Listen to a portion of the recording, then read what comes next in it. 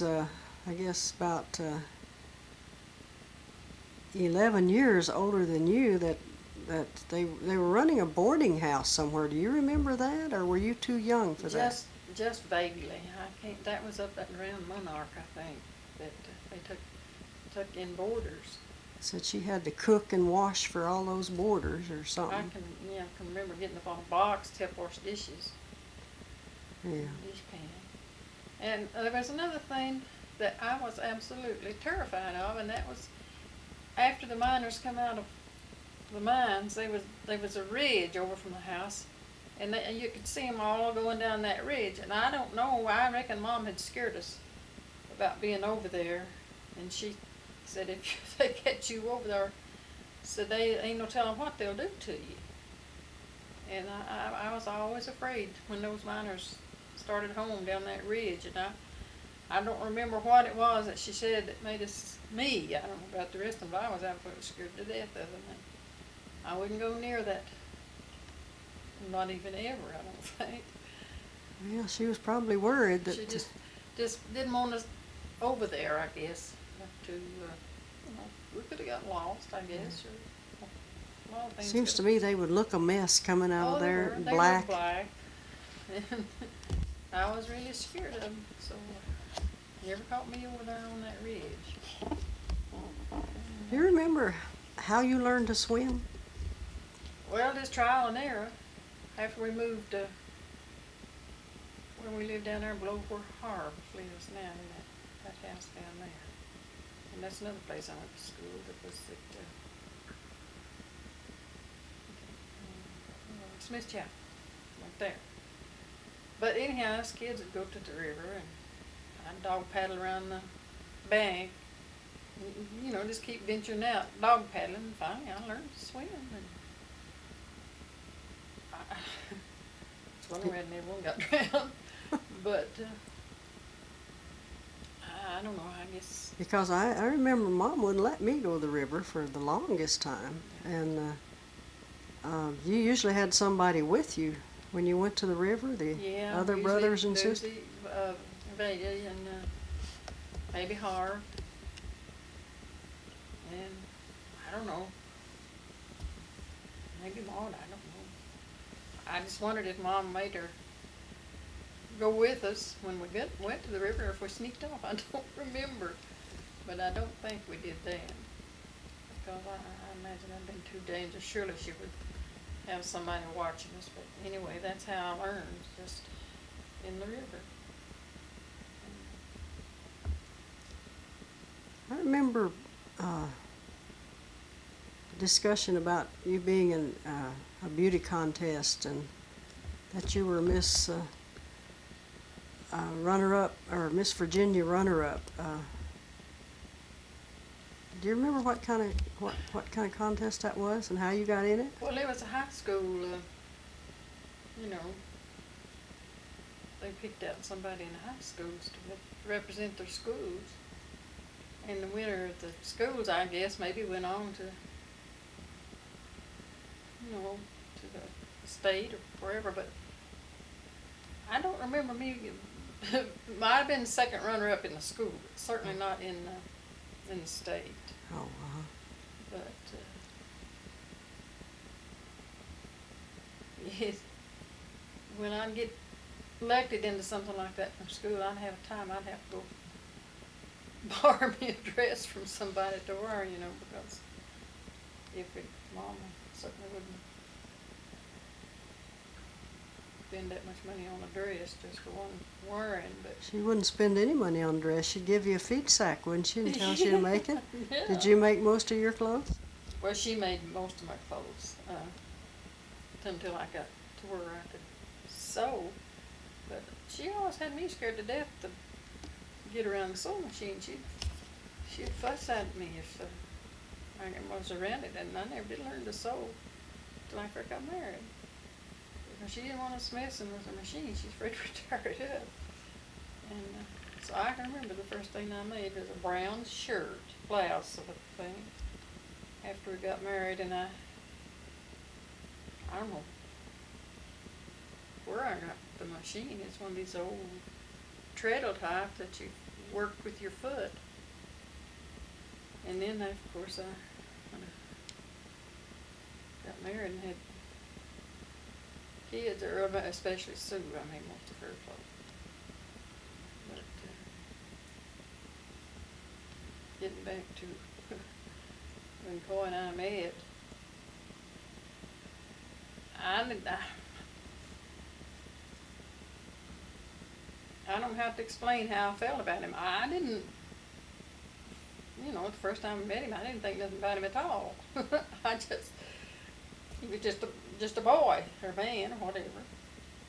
Well, how did you meet him? Do you remember?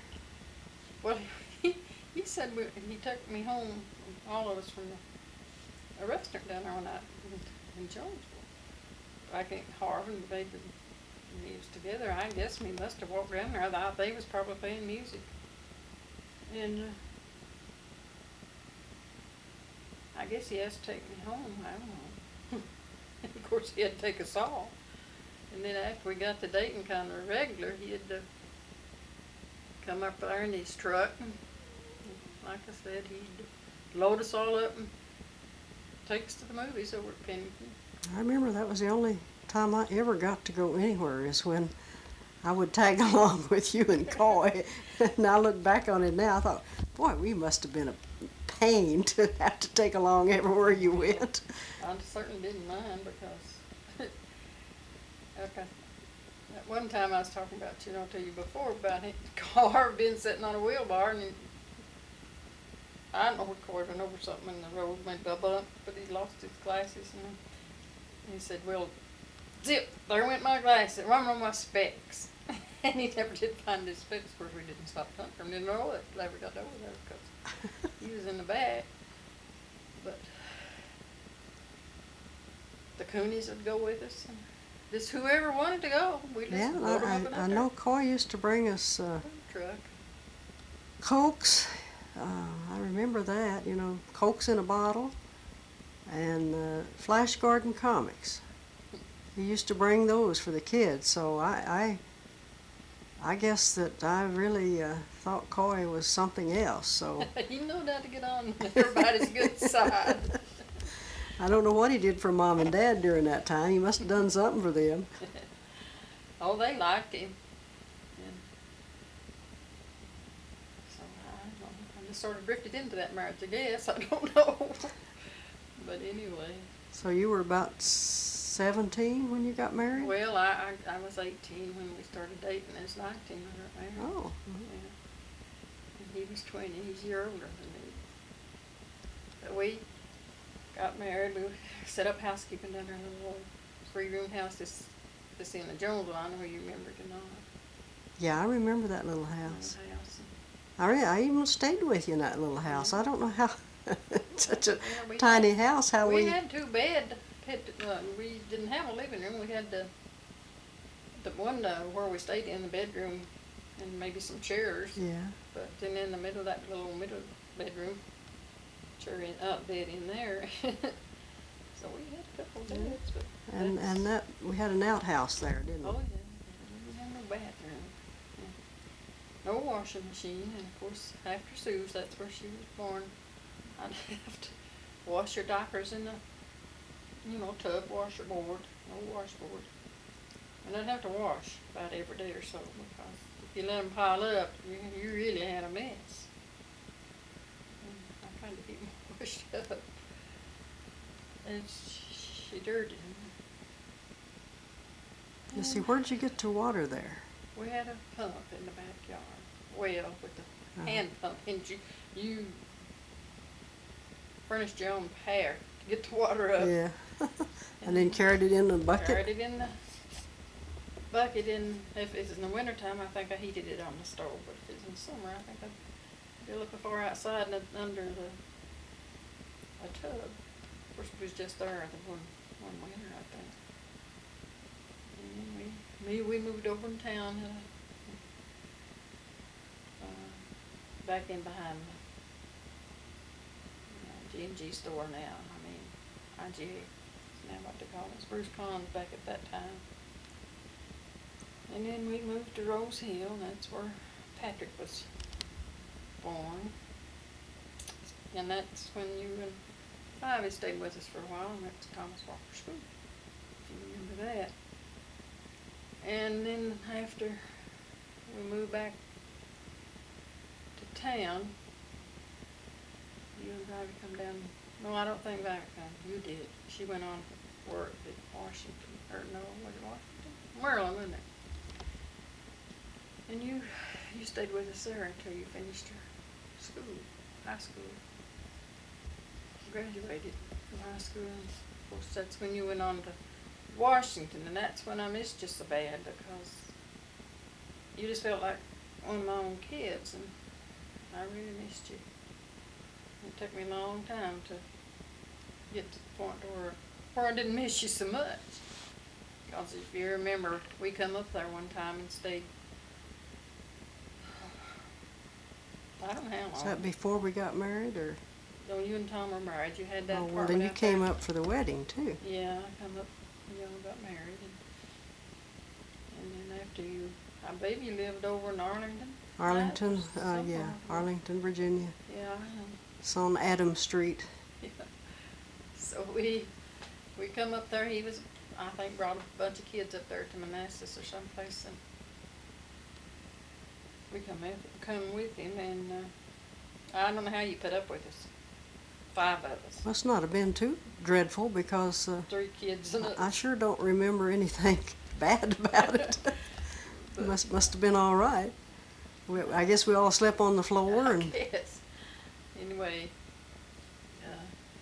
I don't remember too much about what we did, but I believe that you was working, and you and Tom both probably went to work.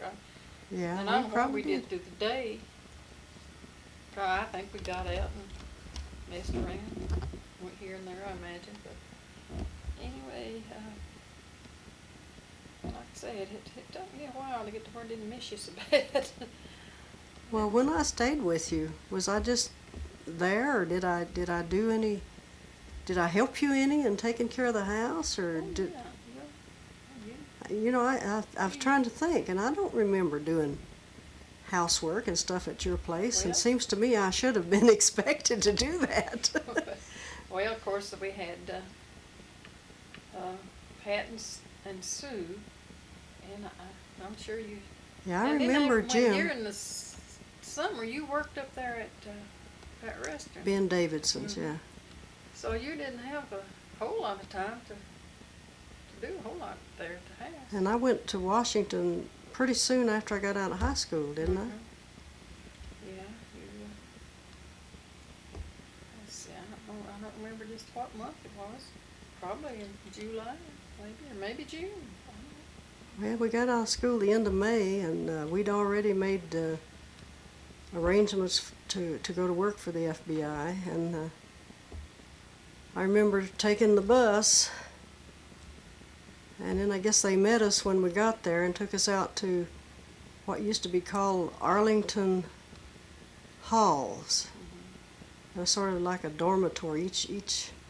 Each of us had a little room, had a cot-sized bed and a chest of drawers. And you talk about somebody that was miserable first few times. I don't know if I ever wrote you any letters saying that or not. I don't think you did. I imagine you just was trying to tough it out without anybody knowing how miserable you were, probably.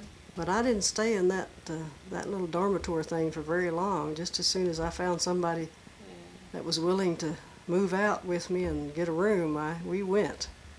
It was almost like being in prison, because the only way you could get there was a bus, and once you got there wasn't anywhere else to go.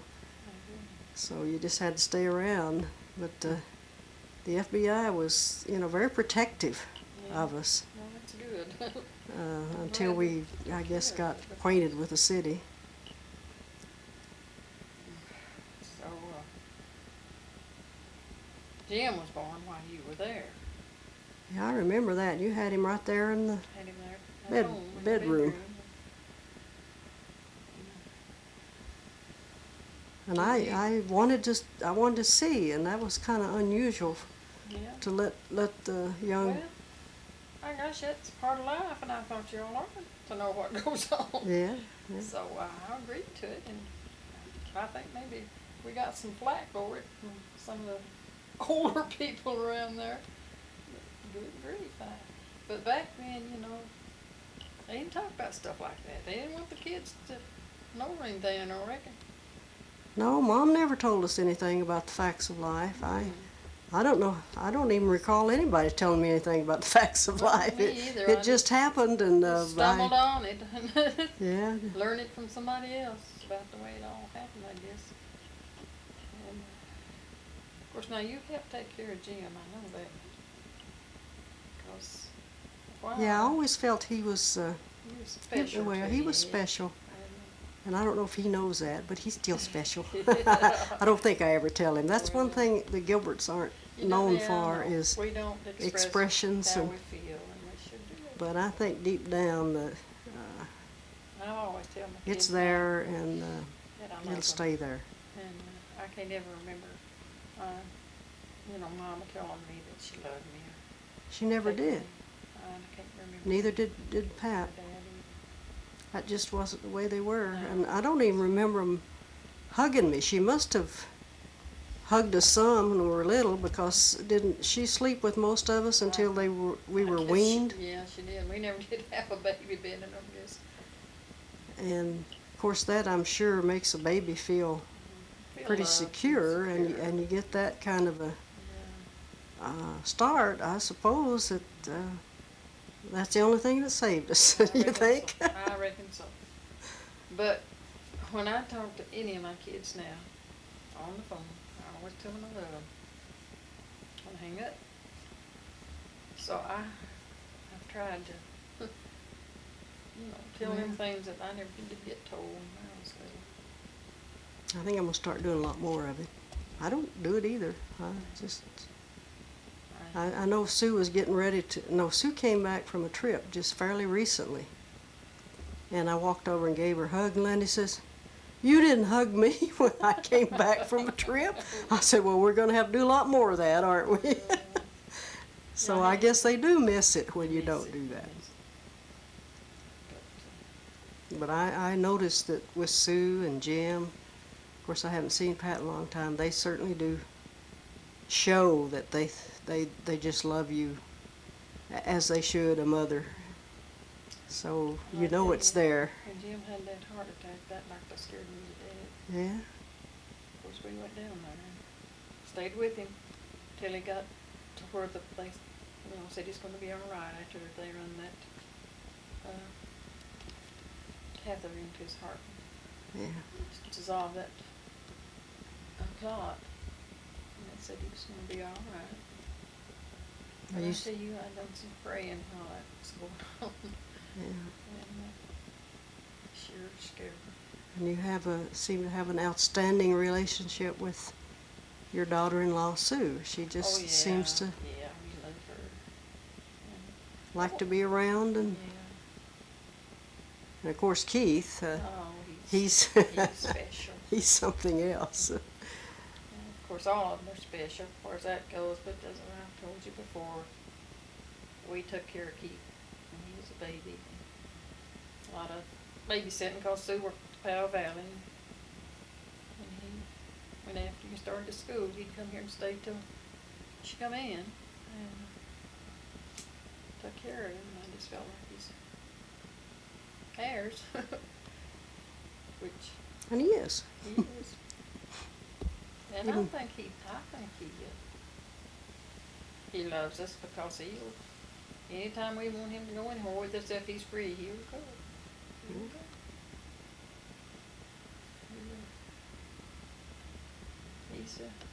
He's a good kid. No question about it. He's never gotten in any trouble except I think he's got some speeding tickets. But tell me any teenager or young man or woman that hasn't got speeding tickets. And he's been lucky because he's had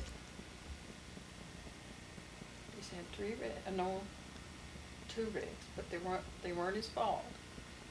He had one up here just as you go into town from that station. Truck come around that curve right into him, and rather than right straight at him, rather than to hit him, he cut it off and went over there in the field. lay down in the seat and I just give it a ring into the field over there, and the truck just, I think, kind of grazed the back. Of course, it sort of messed up the truck going over that rough place, but, and then another time, about the same thing happened. He was over on that bypass going around Kingsport, and he's coming down through there, and it's 4-lane highway, of course. Somebody pulled out right in front of him, and he took the, what you call, median, rather than to. Was that in the 18-wheeler? No, this was in a car. Oh. And he managed to get over and get, not hit the car, but get over in there, but he didn't get hurt. He come crawling out of there, and Sue was right behind him in a truck, pickup or something. Said she looked and said she couldn't see Keith. All she could see was dirt, dust boiling up down there, down the road. And said regularly she seen Keith coming out, crawling out of that car. And the man that the other car had pulled around and got in front of Keith. Said he don't know how in the world he managed to keep that car from rolling. And he got out without a scratch. And what happened to the other guy? Did he just go on? Just went on. Jeez. Yeah. And wait a minute, I don't know whether he went on or whether, no, I don't think he stopped.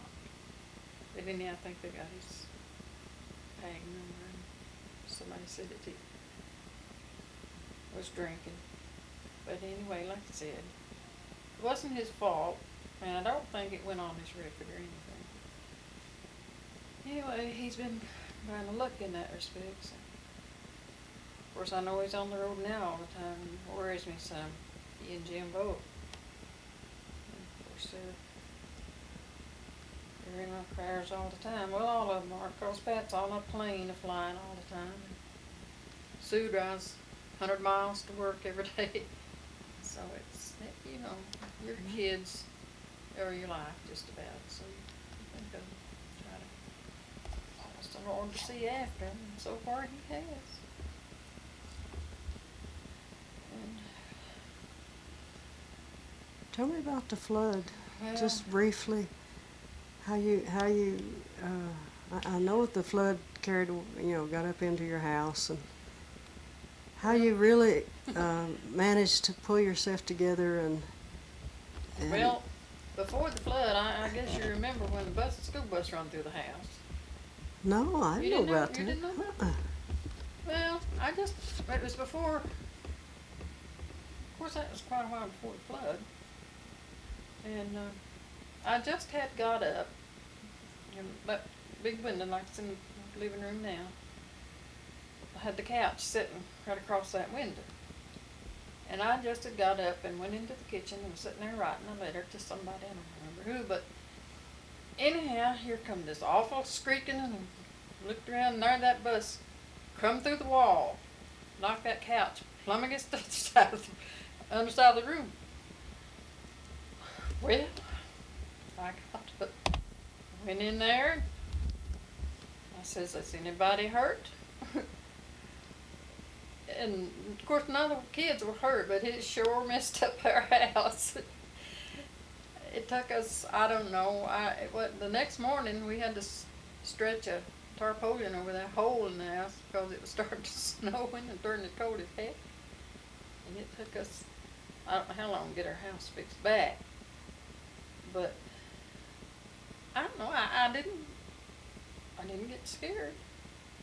It just happened so fast that, but if I'd have been sitting in that chair where I had been, it would have slammed me into the wall too, because I'd have been sitting in. You wouldn't have been here. Probably not. But What, just lost control? He lost his brakes. Oh, uh-huh. And he, when he got into the yard, kind of soft dirt, I guess, it just sort of took the steering wheel and just out of his hand, and it just come right into the house. He was trying to hold it, but after, wheels hit the dirt, I had just took it down his hand and just took it right inside the house. It was the house or the river, wasn't it? Yeah. Yeah. If he'd went around below the house, I don't. Well, now we had another fella to do that. He went below the house, but he was in a car. He went. He went. He seen he wasn't going to be able to make the bridge out, of course, before they changed the road, and he just took out below the house and run over some of my little bushes I had down there trying to get started. And eventually the trees stopped him, didn't they? He kept going down, till he could get it stopped down the bottom. But this has been kind of an unlucky place, of course. When the flood come, that really fixed things up. How much did you get some warning that it was coming? Well, we didn't got warning that it was flooding up around Woodway, but we didn't realize it was, that much. But Coy had been over to the hospital to see his dad. He was in the hospital. And when he started home, he couldn't get down the way, that you would come down the main road. He had to go through Miller's Chapel and wind around. And when he got here, he said, we better get started to moving out. He says that river is going to be up fast. And when he got here, it was already in the yard down here. And we got on a CB. Jim did. And several people from over on the road come over and helped us get everything out of the house that we could and loaded it on a truck. And some of it took up to Gray's, put in a big barn up there. And some we put in the garage. And what we put in the garage, the water got up over it because it got up to the top of the windows in the house. And it wasn't funny, but we had a little pig in a crate. It was sitting out there in the garage. And somebody asked if we got that pig out of that garage because we knowed it would drown. And I think somebody either had to come down here and get it. No, that wasn't right, because I told Coy. I said, you get that pig out of that garage and take it on higher ground. But we did have to come back and get the dog. He was laying in the garage asleep. Of course, the water hadn't got up there then. And so we come back and woke him up. And we had to go start. The water was getting into the yard just below the garage. It hadn't got in it. But we got a big old collie. We got him out. We went up to Jim's. That's when he lived up in that trailer. Stayed all night. Went to bed. Of course, didn't sleep. But I tell you, the next morning when we got up, when we could see, it was pitiful to look at your house and know it was ruined.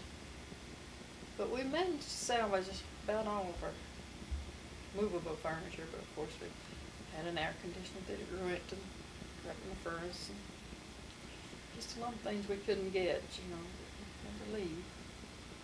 But until you've been in a flood, you don't know just exactly what people go through, and I have really felt for these people that's been having this hard time in these floods out in Texas and Oklahoma. I know exactly what they're going through. And as I said, until you have it done to you, you really don't sympathize with them as much as I guess everybody should. But it was kind of, as I said, you had to keep your sense of humor, or I guess you'd just go crazy. But the people that lived across the river over here on the other side, he was sitting there watching television. His wife come in and says, well, what are you doing? He said, I'm sitting here watching this flood. She says, oh, by golly, you can come out here and you can see the flood. It was hitting the bottom of the house. and they got scared and took out and didn't even get her pocketbook. And they hadn't, I don't guess how long they'd been out of the house.